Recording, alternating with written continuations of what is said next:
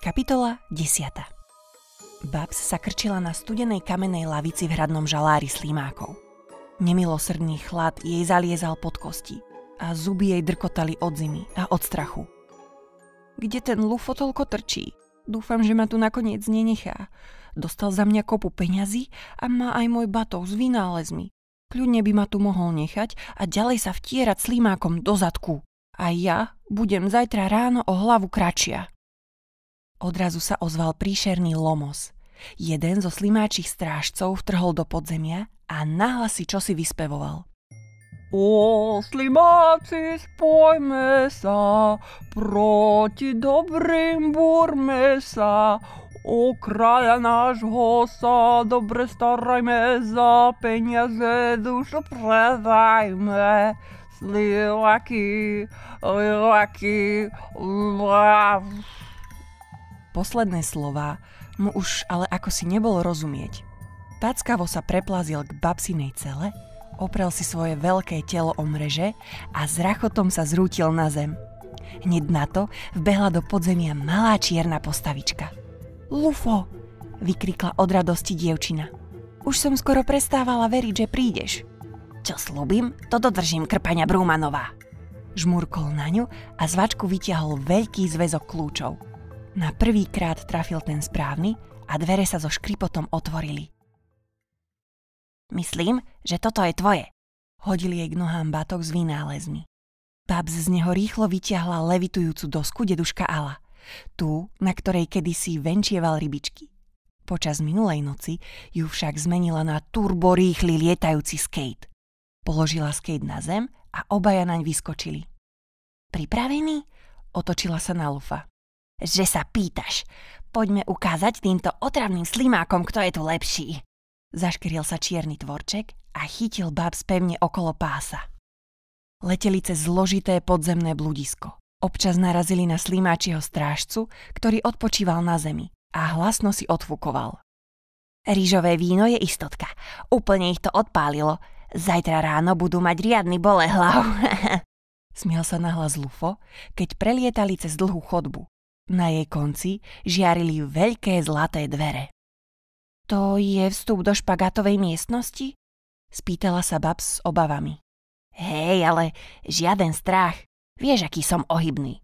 Popreskakujem až ku ďalším dverám a nedotknem sa ani jedného lana, povedal Lufo a stlačil veľké kamenné tlačidlo vedľa dverí. Tie sa so škripotom odsunuli a pred nimi sa objavila dlhá miestnosť plná tenkých, natesno naťahaných špagátov. Lufo odhodlane vyrazil a šikovne preskakoval medzi špagátmi. Výskok, kotúľ, stojka, salto, otočka. Ktokoľvek väčší ako on by už určite o jednu z nitiek zachytil. No jeho pružné telíčko sa dokázalo vyhnúť každej nástrahe. Čím bol ďalej, tým viac si veril a tým viac sa začínal predvádzať.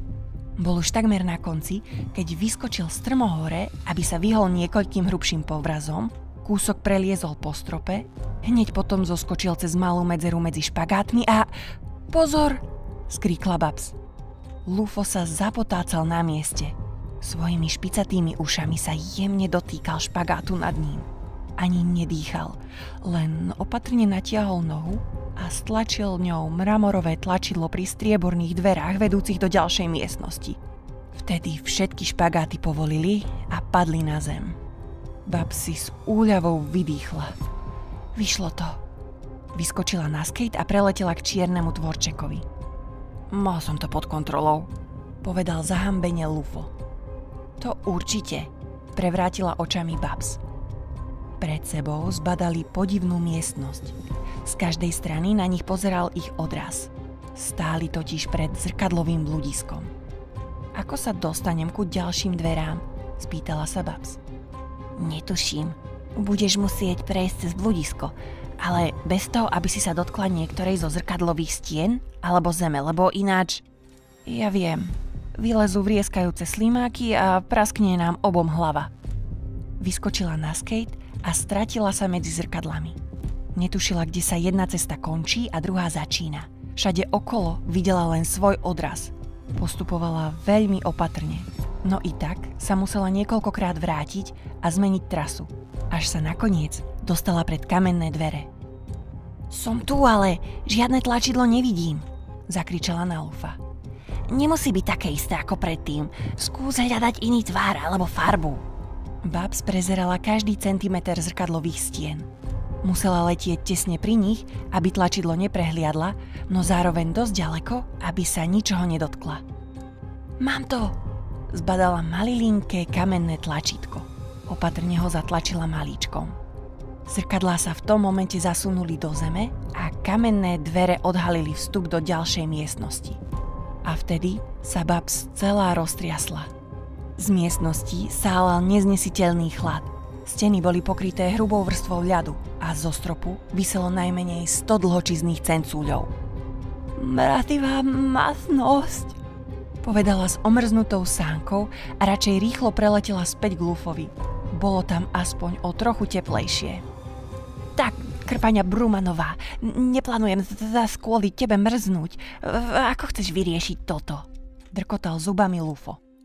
Babs otvorila batoh a premrznutými prstami z neho vytiahla náramok, veľmi podobný jej zmrazovaču. Bol však červený a o poznanie menší. Myslím, že toto by sa ti mohlo páčiť. Natiahla náramok Lufovi na ruku. Ten ju zdvihol, namieril pred seba a vypálil z náramku ohnivý plameň. V očiach sa mu zjavili iskričky radosti. Chvíľu sa s úžasom pozeral na svoje zápestie a na náramok, ktorý na rozdiel od zmrazovača dokázal veci zahriať. To je čosi, povedal nadšene.